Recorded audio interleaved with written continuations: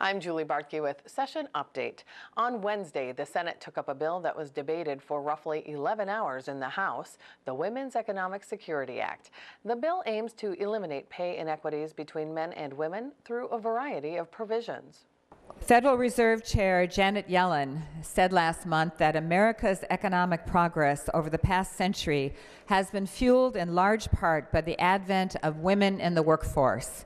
Quote, making fuller use of the talents and efforts of women in the workplace has made us more productive and prosperous. I would hope that our nation continues to reap the benefits of greater participation by women in the economy and that we do everything that we can to foster that participation. Members, we're here today with the Women's Economic Security Act to do what we can to foster the women's participation in the workforce. I wanted to give you just a little background before I turn to the various authors of this package of 9 bills. There are 3 major economic, demographic, and social trends that are converging to create a new normal that makes the provisions in this package essential. The earnings of women in Minnesota are increasingly important to their families' well-being.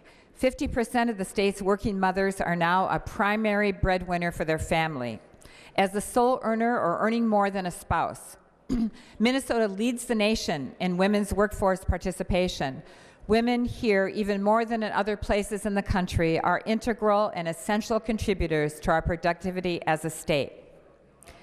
Second, our population is aging, and care for the elderly is moving out of institutions and back into our homes, increasing the demands for unpaid caregiving. And third, workers are staying in the workforce longer. That means fewer and fewer women available to continue the often unrecognized and undervalued unpaid caregiving that keeps many families functioning.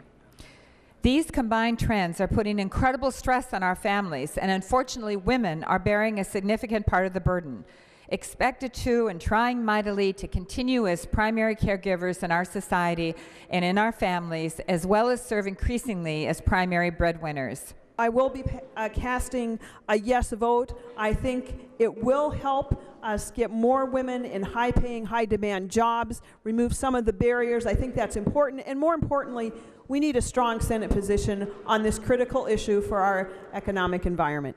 I had a 20-year career in business, and I remembered at various times in my life having to negotiate with CEOs so that I could have flexibility and meet my kids after the school bus without giving up a very, lucrative job that I really valued. I was always fortunate to be able to prevail in those negotiations, but I know that is not the case for every woman. And so passing this bill here today is a stand for the potential of women and our future. As a matter of fact, our Minnesota employers are well known across the country for how well they treat their employees, all employees, in regards to making accommodations for them. Some of those are in this bill today, but let's remember the large majority of our employers are already doing many of these on their own, my goodness, without a state law. Yes, that's because we have good employers, and they understand that having employees that are exceptional, that are well qualified, and making flexible accommodations are very important to the retention of those employees.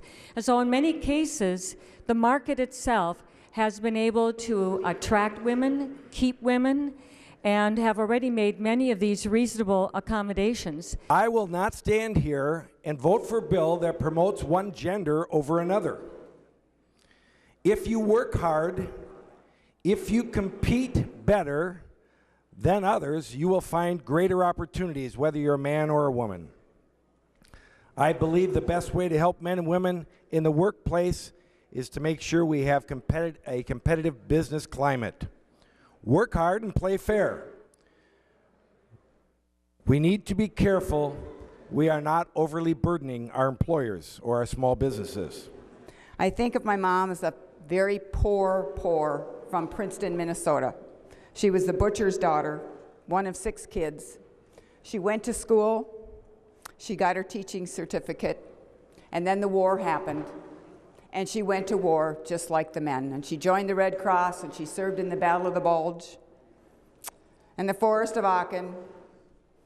And then she came home and she finished her degree at the University of Minnesota. And it wasn't easy because it was during the Depression and they had nothing. But still, she prevailed, and she never looked to the government to give her a handout. And she was a very successful educator. And she kept learning her whole life. And at age 67, on her bucket list was her master's degree, and she got it from the University of Bemidji because she never stopped. And she never took a handout for the government.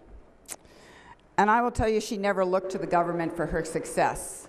And this bill sends the wrong message to our women, because it says you cannot be successful unless we help you. There being 51 ayes and 14 nays, the bill is passed and its title agreed to. To watch the full debate and the final vote on the bill, you can log on to senate.mn/media.